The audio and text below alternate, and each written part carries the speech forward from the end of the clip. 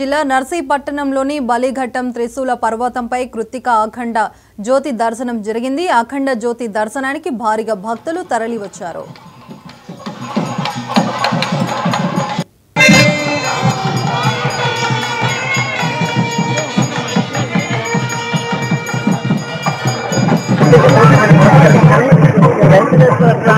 ఇక్కడ అనుబంధ దేవాలయమైనటువంటి వాటిని ప్రవేశం చేసుకుని జలహారతి కార్యక్రమాన్ని మనం నిర్వహించుకుంటున్నాం.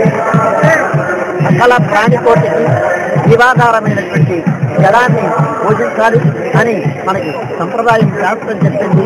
ఆ పయేరు ససత్యాగం అని మొదట వీటినే సృష్టించాడు పరమాత్మ. అట్లాంటి నీటిని దైవీభావంతో మనం పూజించి వీటిని ఆదరిద్దాం, కాపాడదాం, అద్భుతం చేయకుండా నీటిని అందరికీ అందిద్దాం. వెంకటేశ్వర స్వామి వారు ఇక్కడ అనుబంధ దేవాలయమైనటువంటి వాటిని ప్రవేశం చేసుకుని జలహారతి కార్యక్రమాన్ని మనం నిర్వహించుకుంటున్నాం.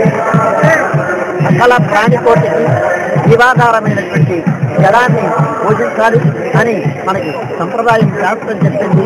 ఆ పయేరు ససత్యాగం అని మొదట వీటినే సృష్టించాడు పరమాత్మ.